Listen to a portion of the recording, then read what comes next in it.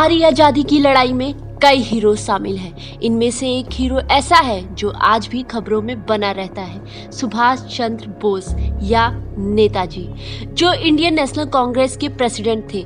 दूसरे विश्व युद्ध के दौरान वो इंडियन नेशनल आर्मी के लीडर भी थे, लेकिन उनकी मौत से जुड़ी मिस्ट्री आज भी उनकी जिंदगी पर हावी है।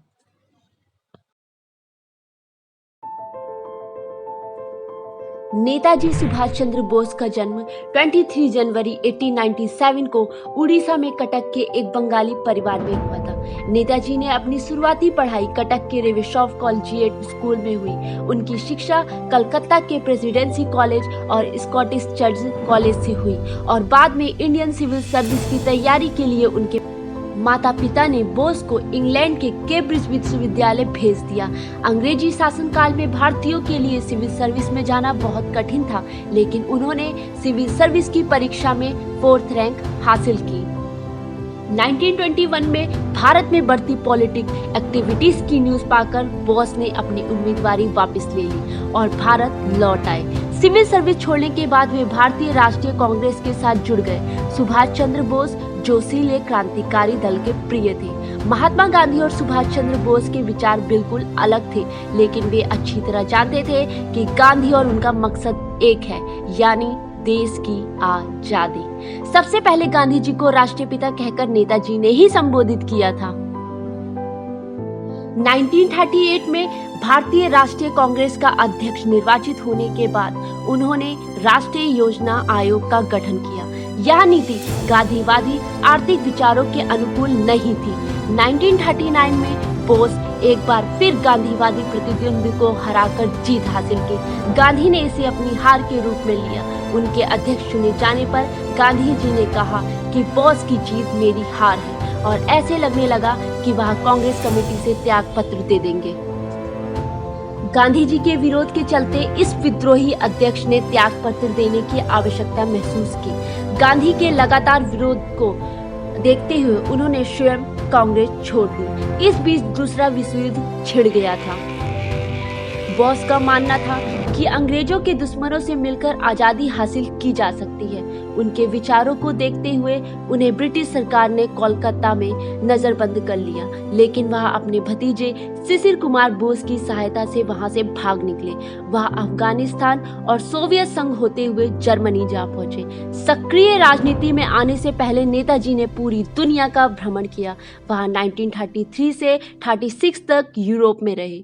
यूरोप में यह दौर था हिटलर के नाजीवाद और मुसोलिनी के फांसीवाद का। नाजीवाद और फांसीवाद का निशाना इंग्लैंड था, जिसने पहले विश्व युद्ध के बाद जर्मनी पर एक तरफा समझौते थोपे थे। वे उसका बदला इंग्लैंड से लेना चाहते थे। भारत पर भी अंग्रेजों का कब्जा था और इंग्लैंड के खिलाफ लड़ाई में नेताजी को हिटलर और मुसोलिनी में भविष्य का मित्र दिखाई पड़ रहा था। दुश्मन का दुश्मन दोस्त होता है। उनका मानना था कि स्वतंत्रता हासिल करने के लिए राजनीतिक गतिविधियों के साथ साथ कूटनीतिक और सैन्य सहयोग की भी जरूरत पड़ती है। बोस ने 1937 में अपनी सेक्रेटरी और ऑस्ट्रियन युवती एमिली से शादी की। नेताजी हिटलर से मिले। उन्होंने ब्रिटिश हुकूमत और देश की आज़ादी के लिए कई काम किए। उन्होंने 1943 में जर्मनी छोड़ दिया। वहां से वह जापान पहुंचे। जापान से वह सिंगापुर पहुंचे, जहां उन्होंने कैप्टन मोहन सिंह द्वारा स्थापित आजाद हिंद फौज की कमान अपने हाथों में ले ली। उस वक्त रास बिहारी बोस आजाद हिंद फौज के नेता थे। उन्होंने आजाद हिंद फौज का पुनर्गठन किया। महिलाओं के लिए रानी झांसी रेजिमेंट का भी गठन किया, जिसकी लक्ष्मी सहगल कैप्टन बनी। नेताजी के नाम से प्रसिद्ध सुभाष चंद्र ने सशक्त क्रांति द्वारा भारत को स्वतंत्र बनाने के उद्देश्य से 21 अक्टूबर 1943 को आजाद हिंद सरकार की स्थापना की और आजाद हिंद फौज का गठन किया। इस संगठन के प्रतीक चिन्ह पर एक झंडे पर दहाड़ते हुए बाघ का चित्र बना होता था।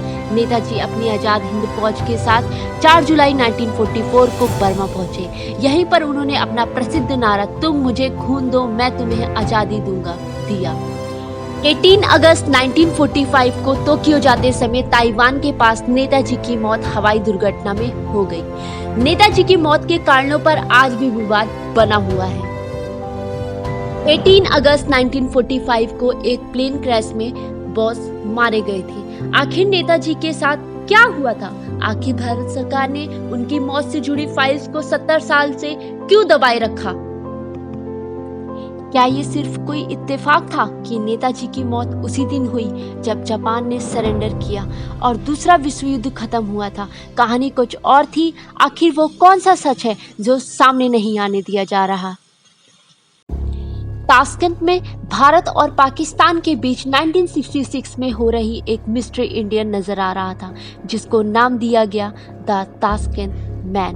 द ताशकंद मैन को इस तस्वीर में भारत के प्राइम मिनिस्टर लाल बहादुर शास्त्री और पाकिस्तान के प्रेसिडेंट आयूब खान के पीछे खड़े देखा जा सकता है। क्या ये सुभाष चंद्र बोस हो सकते थे? अगर हाँ, तो 1945 में उनके गायब होने और 1946 के बीच क्या कुछ हुआ था? क्या इस बीच वो मॉस्को में थे? ये ऐसी पहली साइंटिफिक स्टडी थी जिसके हिसाब से द ताशकंद मैन ही शायद सुभाष चंद्र बोस थे। तो अगर ताशकंद मैन ही सुभाष चंद्र बोस हैं, तो हम ये कैसे मान लें कि 1945 में एक प्लेन क्रैश में उनकी मौत हो गई थी? 1999 में गवर्नमेंट ऑफ इंडिया ने मुखर्जी कमीशन ऑफ इंक्वायरी बिठाई। भारत के सुप्रीम कोर्ट के एक रिटायर्ड जज जस्टिस मनोज मुखर्जी इस इंक्वायरी के हेड थे। इस कमीशन का मकसद था नेताजी सुभाष चंद्र बोस की मौत को इन्वेस्टिगेट करना। 7 सालों तक ताइवान, जापान और रसिया में सबूत ढूंढे जाते गए।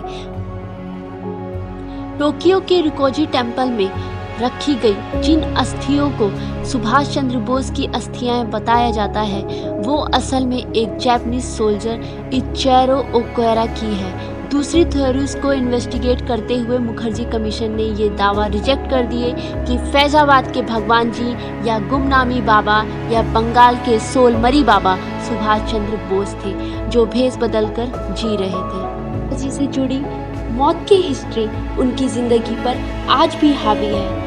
आखिर भारत सरकार ने उनकी मौत से जुड़ी रहस्य को आज तक क्यों छुपा के रखा है?